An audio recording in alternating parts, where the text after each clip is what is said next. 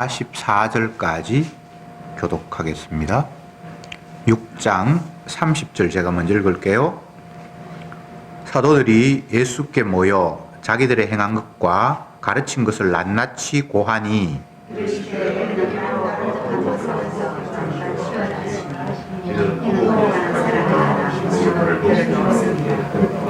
이에 배를 타고 따로 한적한 곳에 갈새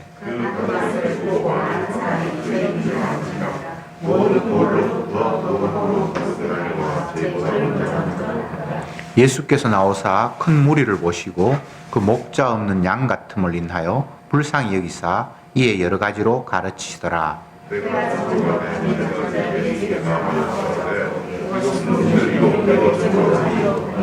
무리를 보내어 두루 촌과 마을로 가서 무엇을 사 먹게 하옵소서.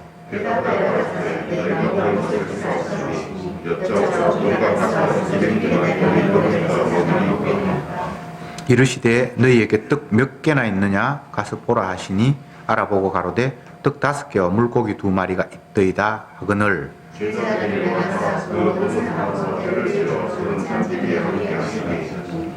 때로 혹 100씩 혹 50씩 앉은지라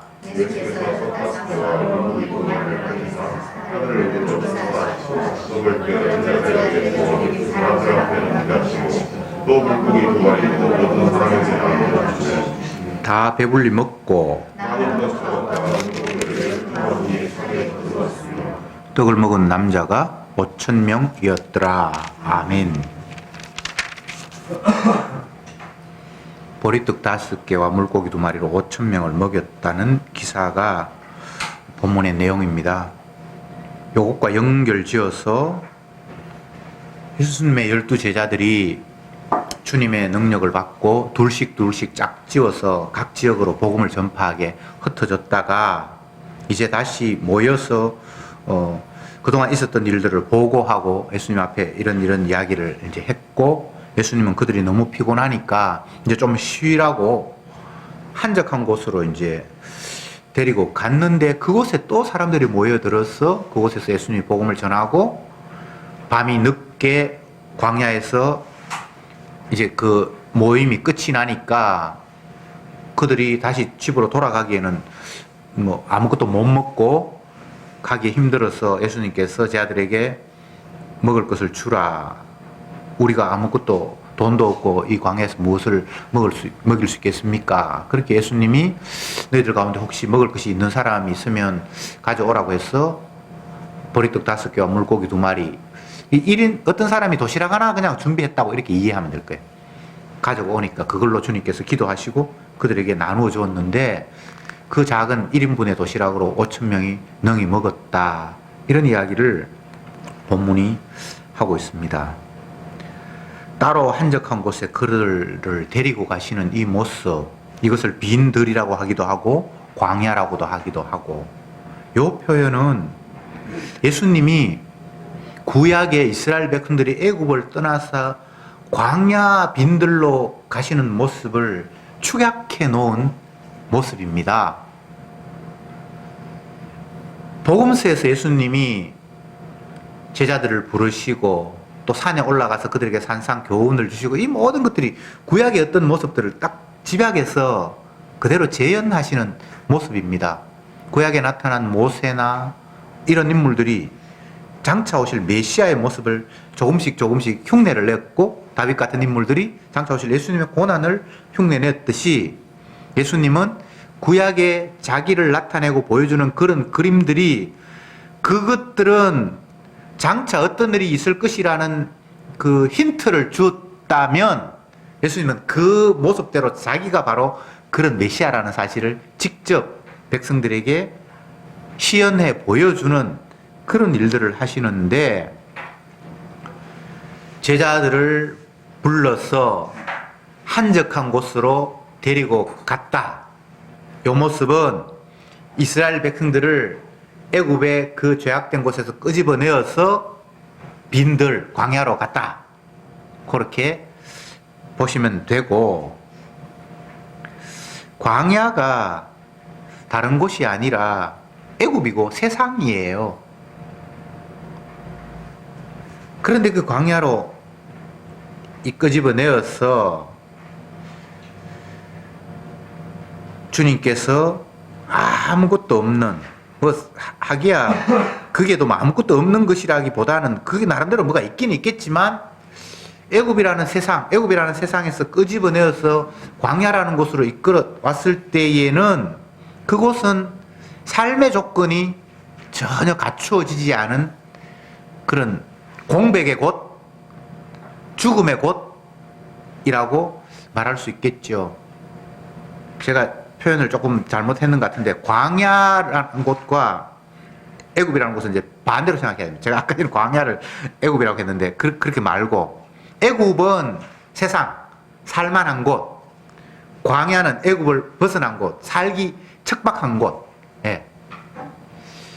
그래서 특히나 사막 지역인 그 이스라엘 주변의 그 나라들에서 애굽은 물이 많고 곡식이 많고 사람들이 모여서 살아가는 편의시설들이 다 있는 곳인데, 그들을 주님이 젖과 꿀이 흐르는 곳으로 인도하겠다고 하시면서 끄집어냈는데, 젖과 꿀이 흐르는 곳이 아니라 아무것도 삶의 조건이 갖추어지지 않는 모래밖에 없는 그런 한적한 곳으로 이끌었습니다.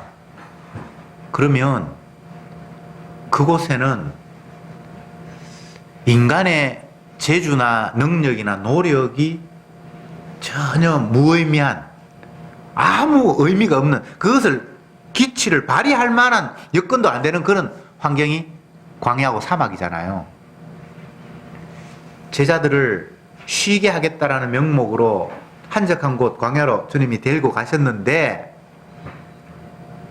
그때 사람들이 또 예수님의 말씀을 듣기 위해서 모여들었고, 예수님의 말씀을 들었고, 날이 저물어서 이제 어두워가고, 그들이 하루 종일 쫄쫄 굶고 말씀을 들었는데 다시 자기가 있는 곳으로 돌아가기에는 배가 고파서 어찌할 수 없는 그런 상황이 되고, 근데 예수님이 또 엉뚱하게 너희들이 먹을 것을 좀 줘라. 지금 제자들을 무능한 것을 폭로시키는 거예요. 아니, 제자들은 12명밖에 안 되는데 광야에 모인 무리가 남자만 5,000명인데, 그러면 여자 또 반이라고 칩시다. 그러면 10,000명. 또 남자가 20세 이상 남자만 헤아렸으니까 그 어린 나이도 있을 거 아니에요. 그러면 적어도 15,000명은 되는 것 같은데, 12명의 제자가 그들에게 먹을 걸 주라는 말이 뭐 이게 말이 됩니까? 무능을 폭로하는 거죠. 아무것도 할 수 없다는 것을 보여주는 거죠. 모세가 하나님의 지혜에 의해서 이스라엘 백성들을 그래도 나름대로 삶 조건이 되는 그 애굽 세상에서 끄집어내어서 내가 원하는 땅으로 데리고 가겠다고 해서 모세가 리더가 되어서 갑시다! 하나님이 우리를 젖과 꿀이 흐르는 땅으로 인도한답니다. 그래서 데리고 나왔는데 그곳이 아무것도 없는 광야란 말이죠. 그럼 모세가 뭘 할 수 있습니까? 백성들이 뭐라고 이야기합니까? 매장지가 없어서 우리를 이 들판으로 인도했냐? 이 나쁜 놈아? 그럼 모세가 할 수 있는 게 없는 거예요. 마치 12제자가 지금 그런 꼴이 되어버렸어요. 주님이 인간에게 무능으로 어떤 힘을 발휘할 수 있는 여건도 안 되는 상황으로 몰아세운 이유는, 네가 어떤 일을 해도 너에게는 생명을 살릴 수 있는 그런 능력이 없어. 그래서 결국은 나는 안 되는군요. 나는 무능하군요. 나는 죽은 자이군요. 라는 이 고백을 끄집어내는 거예요. 모세가 지팡이를 들고 홍해를 갈라서 홍해가 나누어질 때는 얼마나 신이 났겠습니까? 백성들은 찬송을 하면서 그 바다를 건넜단 말이죠. 애굽의 병사들은 그래 물에 다 빠져 죽고, 물론 모세의 능력이 아니지만 모세에게는 야, 하나님이 나를 지도자로 세우셨더니만 내가 이제 이런 능력을 행하게 하셨고 굉장히 신났을 거예요. 마치 제 아들이 주님의 능력을 받아서 각 지역으로 다니면서 병자도 고치고 막 하니까 사람들이 환호를 하는, 모세가 홍해를 가르는 같은 그런 능력을 입은 것처럼 대단한 그런 자가 된 양 신났을 거예요. 근데 막상 그들을 광야로 부르고 백성들에게 먹을 걸 주라고 하니까 헐, 아무것도 아니구나. 내가 그동안 복음 전하고 능력 행했던 것도 내 능력이 아니었구나. 무능하구나. 나는 죄인이구나. 죽은 자구나. 내가 어떻게 사람들에게 먹을 것을 제공해, 생명을 제공해, 이건 나에게는 전혀 상관이 없는구나를 확인시키는 작업이에요. 성도는 주님의 증인이지만 무능자로 불렀습니다.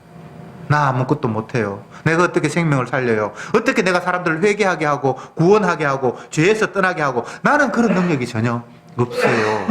라는 이 고백을 제 아들에게 끌어내는 겁니다. 모세는 그런 식으로 주님 앞에 사용되었습니다. 주님, 나를 이스라엘 백성들 출애굽시키려고 앞장 세워놓고, 내가 원치도 않았는데 나를 그곳에 세워놓고 막상 나오니까 아무것도 없었어. 이 많은 사람들 내가 뭘로 다 먹입니까? 내가 이 백성을 낳았습니까? 얼마나 분이 났겠습니까? 홍해 가를 때는 신났겠죠. 그런데 막상 주님이 그런 환경으로 몰아세웠을 때에 정말 성도는 주님 앞에 부름받은 자는 나는 아무것도 아닙니다. 죽었다 깨어나도 내가 주의 일을 할 수가 없습니다. 남을 살리기는커녕 내 먹을 것도 내가 챙기지 못하는 무능자이군요. 라는 이 고백을 끌어내는 것. 그게 주님의 작업 중에 하나입니다. 제자들 대단했죠. 귀신도 쫓아내고 능력도 행하고. 근데 그게 자기 능력입니까? 모세가 지팡이를 가지고 바다를 갈랐을 때 여러분 한번 상상을 해보십시오. 얼마나 어깨에 힘이 들어가면서 하나님이 나와 함께 하시는구나. 그리고 백성들이 그 강을, 바다를 건너면서 얼마나 기분이 좋았겠어요. 아니, 그 적들이 물에서 다 빠져 죽었을 때 막 소고치면서 찬양하고 난리가 났죠. 근데 그런 상황만 있는 겁니까? 아니잖아요. 아무것도 아니구나. 우리는 무능한 자이구나. 주님이 성도를 이끄시는 모습이 그런 모습이에요. 결국 우리는 내가 아무것도 할 수 없다. 나는 무능자다. 그 사실을 인정하고 고백할 수밖에 없도록 이끄시는 주님. 앞으로도 주님은 우리를 계속 그런 식으로 활용하실 거예요. 성도가 되어서 자기 딴에는 복음 깨달았다고, 복음 모르는 사람, 교회만 다니고 일요일에 왔다 갔다 하는 종교꾼들 향해서 복음 전한다고 성경 펼쳐놓고 그거 복음 아니야, 이게 복음이야 라고 이야기하면 팍팍 먹혀들고 그들이 내가 깨닫지 못한 걸 깨닫게 해서 감사합니다. 이렇게 되면 얼마나 좋겠어요. 그런데 성경도 안 읽고 하는 사람들이 복음 좀 안다고 성경 구절 가지고 전하는 우리들에게 지가 아는 식으로 덮어버리면 우리는 입도 못 띄고 뻥! 한 대 맞았어. 아무 항변도 못하고. 복음은 그냥 진리를 전한다. 개코도 나는 아무것도 아니구나.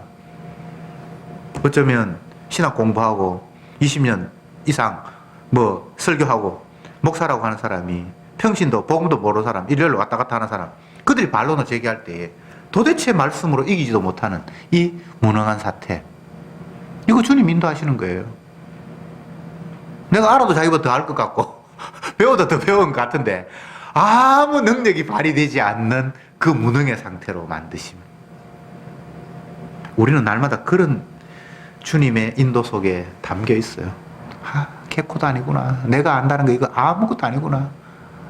제 아들 같으면 내가 주님의 능력으로 귀신도 쫓아내고 막 엄청난 일을 했는데 이거 아무것도 아니었구나. 모세 같으면 내가 지팡이로 홍해도 가르고 했는데 이거 아무것도 아니구나. 저와 여러분들이 날마다 이런 광야로 내 능력을 전혀 발휘할 수 없는 공간으로, 물론 제 아들도 또 리더인 모세도 무능자임을 발견하겠지만 백성 또한 무능자임을 깨닫는 공간. 광야는 농사도 안 되고요. 아무것도 그게 인간의 노동력이 투입되어서 얻을 수가 없는 그런 공간이에요. 그들이 게을러서 농사 안 지은 거 아니고요. 사막에 농사 지을 수 없어요. 비도 안 오고 아무것도 없어요. 일부러 주님이 의도적으로 그렇게 몰아세웠어요. 지도자도 무능하고 백성들도 무능하고 12제자도 양식 구할 수 없고 5,000명 자기들 그 광야에서 양식 구할 수 없고 의도적으로 주님이 그런 곳으로 몰아 세웠습니다. 그러면서 주님이 하신 말씀이 34절에 뭐라고 이야기하는가 하면, 예수께서 나오사 큰 무리를 보시고 그 목자 없는 양 같음을 인하여 불쌍히 여기사 여러 가지로 가르치시더니, 이렇게 이야기를 합니다. 목자 없는 양이라서 불쌍하다, 이렇게 주님이 그들을 보시는 거예요. 양에게 목자가 없으면 이 상태는 어떤 상태죠? 진짜 죽음이죠. 광야 이스라엘 백성들이 있는 거하고 똑같은 거죠. 목자가 이리저리로 인도해야 거기에 풀이 있고 물이 있지, 목자가 없으면 그들은 살 수가 없고, 또 광야라는 환경은 다른 생물체, 강한 생물체들이 양을 잡아먹고 사자나 이리가 나타나서 양이 지켜주지 않으면 그들은 스스로 자기의 목숨을 부지할 수 없는 그런 상태라는 것을 주님이 다시 한번 그들에게 확인시키는 겁니다. 너희들은 양이야. 그리고 너희들이 거주하는 공간은 광야야. 너희 힘으로 양식도 못 구하고 너희 힘으로 스스로 네 신체를 방어하거나 지킬 수도 없는 그런 살벌한 공간이야. 그래서 불쌍해. 내가 너희에게 목자가 되어줄게 라고 다가오시는 주님과 성도의 만남. 이게 아니면 양은 살 수가 없어요. 예수님이 하시는 말씀이, 내 살을 먹지 아니하고 내 피를 마시지 아니하면 너희에게 생명이 없느니라. 양 자체로는 그걸 살았다라고 말할 수가 없는 거예요. 광야에 버려진 양은 그건 살았다고 말할 수 없는 거예요. 거기에는 먹을 것도 없고 자기 신체 하나를 스스로 지킬 수 있는 그런 능력이 없는 양. 그런데 양보다 훨씬 강한 것들이 포진해 있는 그 공간, 그게 세상이, 이 광야 같은 세상이고 또 성도가 놓여 있는 환경이어서, 목자가 없다라는 것은 양은 죽은 목숨이다 라고 생각하면 정확합니다. 그래서 그들을 불쌍히 여겨서 주님이 나타나셔서 말씀을 가르치셨다. 근데 이제 처음부터 이미 오병이어를 이제 얘기를 했는데, 어쨌든 제자들을 광야로 불렀고 사람들도 예수님 따라서 광야로 왔고, 근데 그 환경은 이제 척박하게 아무것도 없었고, 근데 거기서 먹는 것부터 먼저 나오는 게 아니고 주님 목자 없는 양 같음을 불쌍히 해서 이제 말씀을 먼저 가르치죠. 이런 상황은 우리가 어떻게 이해하면 좋을까? 성경에 보면 예수님을 영접해야 된다, 그래서 회개해야 된다, 이런 이야기들이 세례 요한의 입을 통해서 또 예수님의 입을 통해서 예수님의 영을 받은 제자들이 이구동성으로 외쳤습니다. 예수님 영접해야 된다, 회개해야 된다. 근데 영접한다, 회개한다는 것이 어떤 의미일까요? 새로운 세계가, 새로운 나라가 닥쳐왔기 때문에 이제 네가 속한 나라의 백성으로 살아가는 것이 아니라 너희를 침투한 그 새로운 세계 안에 항복해라, 이런 의미가 회개예요. 근데 예수님이 새로운 세계를 몰고 왔어요. 그동안 그들이 유대 땅에서 먹고 마시며 사는 이런 나라 말고 새로운 나라가 왔어요. 그래서 그 왕에게 내가 항복하는 게 회개고 주님을 영접하는 모습이거든요. 마귀가 장악하는 세상에서 그동안 쭉 살아서 그 마귀의 종로로 했는데, 이제 새로운 세계, 하나님의 나라가 이 땅에, 예수님께서 이 땅에 침입해 왔을 때, 이제 나 이 백성 아니에요, 당신의 백성 할래요 라고 토항하는 것이 영접하는 것이고 회개하는 것입니다. 그런데 오늘 본문에 보면 36절에 보면 35절부터 볼게요. 때가 저물어 가매 제자들이 예수께 나와 여짜오되 이곳은 빈 들이요 때도 저물어 가니 무리를 보내어 두루 촌과 마을로 가서 무엇을 사 먹게 하옵소서. 이렇게 제자들이 현실적인 제안을 합니다. 제자들이 사람들을 광야로 불러온 거 아니에요. 그냥 주님이 제자들을 좀 쉬게 하려고 광야로 데려왔는데 사람들이 주님 보고 또 따라 광야로 왔어요. 그래서 예수님이 목자 없는 양이라고 하면서 불쌍히 여기면서 말씀으로 가르쳤어요.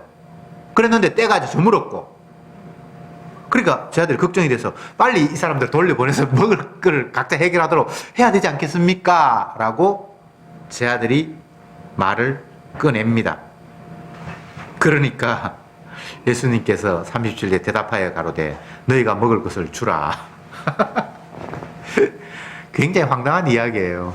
말도 안 되는 이야기죠, 그죠? 예. 이건 제가 말씀 서두에 이미 언급했듯이 너희들이 능력을 받아서 복음을 전하고 그들의 생명을 살린다고 그동안 생각했을지 몰라. 근데 과연 그게 맞니? 이들 살려. 라고 주님이 그들의 무능을 끌어내는 거예요. 과거에 능력을 행했고 좀 전에 어떤 일을 했다고 해서 그것이 나에게 장착된 능력은 아니죠. 내가 어떤 순간에 누구에게 복음을 전했고 그에게 진리를 전했다고 해서 그것이 내가 24시간 진리를 장착하고 누구에게나 전할 수 있는 그런 존재는 이 땅에 아무도 없어요. 성경에 나타난 수많은 인물들이 주님의 능력으로 내게서 나올 수 없는 어떤 것들이 튀어나왔어요. 베드로도 자기가 깨달을 수 없는 하나님의 아들임을 시인하고 고백하고, 그러나 곧바로 사단이 되었어. 주님 십자가 지신다고 하니까 절대 주님을 죽이도록 우리가 내버려 두지 않겠습니다. 내 생명을 다해서 맡겠습니다. 이런 게 그냥 툭툭 나오는 거예요. 모세가 홍해를 갈랐다고 해서 그 이후에 광야 생활에서 원망하지 않습니까? 10번이나 원망했다고 하는데. 여러분, 성도는 하나님의 능력을 장착하는 사람이 아닙니다. 주님의 능력을 소유해서 내 것으로 만드는 사람이 아니에요. 그냥 주님이 자기 뜻으로 활용하는 도구에 지나지 않아요. 그래서 활용하실 때는 그냥 활용당하는데 그 활용하심이 나의 것이 되어서 다음에도 또 활용하고 이런 식으로 연속되는 일이 없습니다. 그래서 성도 역시 무능자요, 죽은 자요, 목자가 없으면 아무것도 안 되는 자라는 사실을 증인이 먼저 알아야 되는 거예요.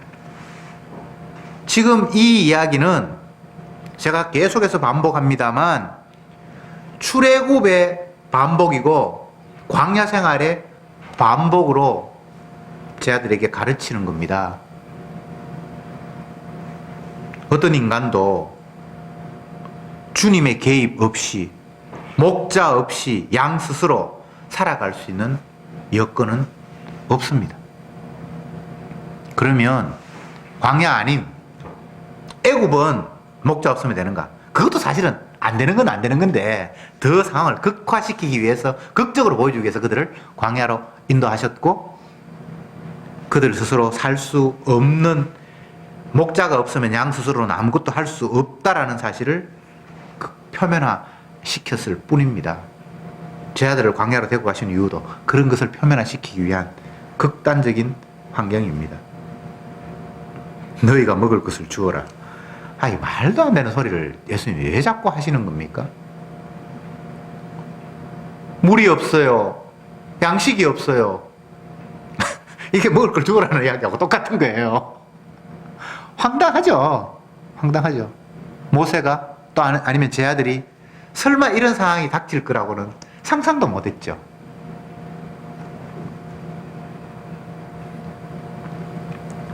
(500명) 여자하고 아이 빼고 남자만, 성인 남자만 5,000명이라고 해도 그들에게 오늘날 한번 계산해 보면 김밥 2줄은 정도 먹어야 되는데 김밥 2줄 5,000원 하면 5,000명이면 도대체 얼마입니까?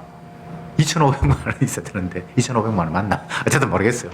어쨌든 12제자가 5,000명을 먹일 수 있는 여건은 안 되잖아요. 그런데 주님이 그 불가능함을, 주님 이 들에서 200데나리온의 돈도 없고, 현실적인 계산, 또 돈이 200데나리온에 있다 할지라도 여기서 식당도 없고 아무것도 안 되는 거예요. 돈도 없지만 돈 있다고 해도 음식 살 여건도 안 되고, 이게 광야예요. 광야. 어떻게 할 수가 없는 거예요. 그럴 때 주님이 혹시 너희 가운데 작지만 먹을 것이 있는지 한번 봐라. 그래서 이렇게 수소문 해보니까 마침 도시락 하나 분량이 있었단 말이죠.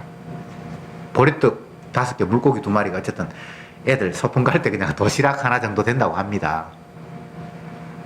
그러니까 주님이 그걸 가지고 오셔서 축사하셔서 그들에게 떼어 주었고, 그 많은 사람들 배불리 먹고, 찌꺼기가 남았는데 여분이 먹고도 여분이 남았는데 그걸 모으니까 다시 12강줄이가 가득 찼더라. 그게 이제 이스라엘이죠. 주님이 세우신 이스라엘 12. 여러분, 하나님의 백성 이스라엘은 사람이 신앙을 지켜서 주님을 따라서 생긴 게 아닙니다. 주님이 자기 살과 피를 찢어서 만든 생명이 이스라엘이에요. 광야에서는 만나가 내렸고, 신약시대에는 예수님이 1인분 도시락으로 5,000명을 먹였고, 근데 그것은 먹고 배부르라고 준 양식이 아니라 내 살과 피다, 그렇게 요한복음에서 이야기를 하고 있어요. 다시 말씀드리지만 광야는 인간의 힘이 전혀 발휘될 수 없는 공간입니다. 이 세상은 인간의 힘으로 뭔가 할 수 있는 그런 세상이 아닙니다. 최소한 생명을 주는 그런 차원에서, 영생이라는 것을 얻는 그런 관점에서 이 세상은 인간의 힘이 전혀 발휘될 수 없는 곳입니다. 그래서 주님의 능력만이 기다려지는 환경입니다. 제자들을 향해서 광야로 이끄시고 따라오는 무리들에게 너희들이 배고픈 걸 해결해 주어라, 이들에게 생명을 한번 제공해 봐라 라는 이런 여건 조성은 이 세상 환경이 너희들이 생각하는 그런 환경이 아니라는 사실, 새로운 현실을 그들에게 제공해 주셨습니다. 우리는 아무것도 아니구나. 먹고 마시는 것으로 살아갈 수 있는 것도 아니구나. 전혀 다른 낯선 현실이 있구나. 예수님이 나타나셔서 아무것도 먹을 것이 없는 이 환경 속에서 주님이 축사하시고 뭐 어떻게 하시니까 진짜 풍성하게 먹는 이런 낯선 세계가 있구나. 진짜 이거는 내가 한 번도 상상도 해본 적이 없는 이상한 세계네? 라는 것을 주님이 보여주시는 거예요.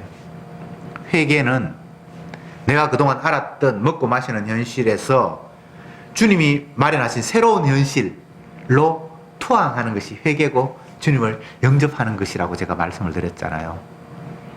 이제 다른 세계로의 이동, 다른 세계를 발견함, 그래서 새로운 세계를 영접함이 그들에게 요구되는 거예요. 그런데 사실은 이 이후에 다른 성경의 본문을 보면 사람들은 예수님을 다 떠나가요. 새로운 세계를 영접하지 않아요. 오히려 떡을 먹고 배불러서 계속해서 자기 현실에서 자기 떡만을 계속 기대하고 있는 거예요. 그러니까 결국은 예수님을 떠날 수밖에 없는 여건이 되죠. 인간은 생각하기를 내가 부서지지 않고, 내가 손해나지 않고, 내가 다치지 않고, 내가 고스란히 있는 가운데 주님이 나에게 뭔가 플러스로, 은혜로 채워주기를 원하는 이런 생각을 가지고 있어요. 그러나 주님은 네 자신을 잃어버리고 빼앗기지 않으면 내 세계로 들어올 수 없다고 말씀하시는 거예요. 마귀가 장악하는 그 세계에서 손을 틀고 거기서 네가 다 잃어버려야 내 세계에 들어올 수 있다고 주님께서 말씀하시는데, 그들은 자기가 있는 그 세계를 그냥 유지한 채 주님이 나에게 플러스 알파로 먹을 것 하나 더 주고 건강 챙겨주면 되겠다라는 그런 식으로 자기 세계를 포기하지 않은 채 주님의 세계도 나에게 덮치기를 원하는 거예요. 그런 건 있을 수가 없어요. 나를 잃어버리지 않으면 주님에게로 올인할 수가 없어요. 제 아들이 자기가 살아갔던 삶의 방식을 포기하지 않고 내 그물과 배를 버려두고 아니면 세관의 자리를 떨치고 주님 앞에 나오지 않으면 주님을 영접할 수 있는 방법이 없어요. 그래서 주님은 떠나라고 해요. 네가 있는 곳에서 떠나라. 그리고 나에게 오라.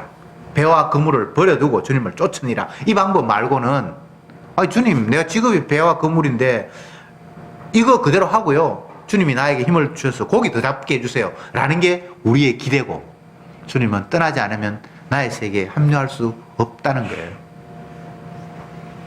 성도는 날마다 내가 구축하면서 안정권을 유지하고 진지를 쌓고 담을 쌓는 그 작업을 수시로 와서 또 허물어뜨려요. 내 기대, 내 희망, 이 정도면 이제 괜찮을까? 이 분야는 나 괜찮아. 라고 뭔가 이 땅에 기대를 걸면서 희망을 둘 만한 그 무엇을 주님이 계속해서 헐어버려요. 주님의 세계가 아니면 생명이 없기 때문에. 그래서 성도는 날마다 잃어버리는 경험을 하고 빼앗기는 경험을 하고 실패를 경험하게 돼요. 주님을 영접했다고 한들 땅에 습관이 들어서 이 땅에 기대를 거는 내 모습이 없어지지 않아요. 하늘의 만나를 맛보아도 또 땅의 것을 생각하면서 또 다른 기대를 갖는 것이 인간의 한계거든요. 그래서 주님은 성도들을 향해서 날마다 우리의 진지를, 내가 구축해 놓은 그 무엇을 헐어버리는 일이 계속해서 발생이 됩니다.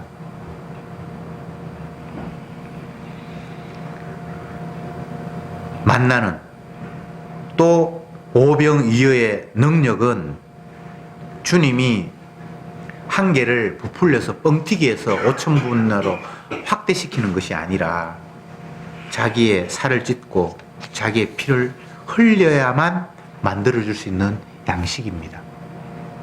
너희는 떡을 먹고 배부른 까닭에 나를 찾는데 사람이 떡으로 사는 게 아니야. 내 살과 내 피가 없으면 너희들에게는 생명이 없어. 이런 식으로 주님께서 우리에게 복음을 내밀고 있습니다. 여러분, 우리는 계속 육의 생각에 머물러서 먹을 것 있고 마실 것 있으면 살 수 있다라는 생각을 합니다. 그런데 우리는 열심히 먹고 마시는데 하루하루 죽어가고 있습니다. 이 현실을 우리가 어떻게 이해하죠? 먹을 것이 없어 죽습니까? 마실 게 없어 죽습니까? 열심히 먹는데 기름진 거 먹고 영양가 있는 거 먹고 날마다 계속해서 먹고 쌌는데 점점 죽음을 향해서 우리 육신은 흘러가고 있습니다. 그 어떤 육신도 죽음을 향하지 않는 육신은 없습니다. 이 현실을 어떻게 우리가 이해하죠? 어떻게 받아들일 수 있죠? 사람들은 생각하잖아요. 영양분 공급하면 살 수 있다고. 근데 영양분 공급하는데 자꾸 죽음이 한 걸음 한 걸음 더 다가가고 있는걸요. 이걸 어떻게 이해하죠? 육신의 떡, 육신의 몸, 이거 다 임시로 보여주는 그림자입니다. 여기에는 영생이라는 게 없고 진정한 생명이라는 게 이 땅에는 없습니다. 우리가 먹는 떡과 물은 그냥 생명을 유지할 것 같은 그림자고 우리의 몸도 그림자고. 그래서 진짜 생명은 다른 곳에 있어요. 예수 안에 감추어져 있다. 하늘나라에 감추어져 있다라고 이렇게 주님이 말씀하시는 거예요. 이 땅의 양식도 그림자, 이 땅의 몸도 그림자. 진짜 양식 따로 있고 진짜 생명 따로 있고. 그래서 우리는 가짜를 가지고 살면서 이게 가짜구나 라면서 진짜를 사모하게 하는 것, 그게 주님의 인도의 방법입니다. 이 땅을 살게 하면서 이 땅이 아닌 나라를 사모하게 만드는 것이 이 땅에 살아가는 이유로 주님께서 말씀하신 겁니다. 그래서 사도 바울은 그걸 깨닫고 빨리 이 몸을 벗어버리고 주님과 함께 있기를 소망한다 라고 말했습니다. 그렇지만 내가 마음대로 죽을 수는 없다. 이 땅에서 주님이 증인으로서 해야 할 일을 남겼기 때문에, 그러나 내 마음은 빨리 이 육을 벗어버리고 싶다. 여러분, 육이 아무리 기름지게 화려하게 살아도 그건 생명이 될 수가 없습니다. 육의 양식은 영생을 줄 수가 없습니다.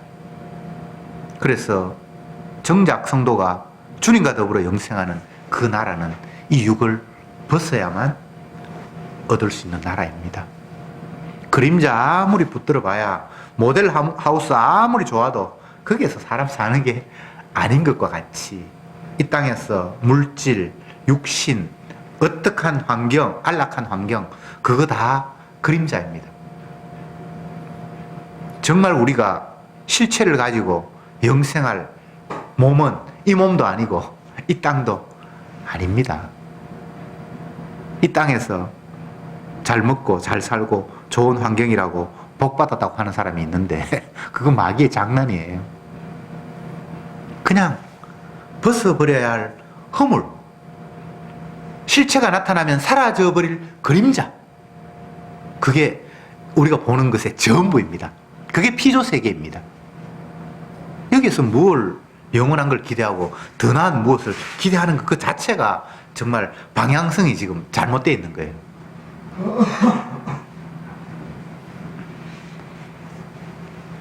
주님이 우리에게 제공하시는 것은 내가 기대하는 것, 내가 목이 말라서 우물가에 가서 물 한번 길러 오는데 내가 물 안 길러도 주님이 주시면 좋겠다, 그런 물이 아닙니다. 주님이 주시는 물은 뱃속에서 생수가 흘러 넘쳐서 다시 목마르지 않은 그런 상태가 주님이 주시는 영생입니다. 그런데 우리는 그거 자꾸 모르고 내가 물 길러 오는데 귀찮으니까 주님이 막 매번 목마를 때마다 물 우리 집에 딱딱 배달해 줬으면 좋겠습니다라는 이거 기대하잖아요. 근데 그 물은 또 아무리 마셔도 또 목마르고 또 목마른걸요. 우리가 그런 거 기대하면 안 돼요. 물질 기대하고 건강 기대하고 이 땅에서 무엇가 기대하고, 그건 아니에요. 내가 주는 물은 세상이 주는 물과 같지 않다. 마셔서 목마르는 그런 것이 아니라 네 뱃속에서 생수의 강이 흘러 넘치는 것이 내가 너에게 정말 제공하는 생명이다. 저와 여러분들이 그것 날마다 사모하면서 주님을 바라보는 그런 나날이 되기를 바랍니다. 기도합시다. 주님, 오늘도 말씀을 통해서 우리가 바라보아야 할 것이 무엇인지를 되새겼습니다. 이 땅에서 먹을 것, 마실 것, 내 육신이 좀 더 편안한 것, 건강한 것, 그것을 주님을 향해서 끝없이 요구했던 어리석은 저들입니다. 그러나 정작 주님이 제공하시는 것은 우리가 기대한 것이 아니라 영원히 목마르지 않는 생수의 강을 주시겠다고 약속하셨습니다. 그것은 이 땅에 있는 그 무엇이 아니라 주님이 이 땅에서 살 찢으시고 피 흘리셨던 그것이 우리에게 유일한 생명임을 다시 한번 확인했사오니, 그림자 같은 것, 잠시 있다 사라져버릴 이 땅의 것들에 마음 빼앗기지 말고 영원히 변치 않는 주님의 생명의 양식, 보혈의 피만 바라보며 따라가는 저들이 되게 하옵소서. 예수님의 이름으로 기도드립니다. 아멘. 454장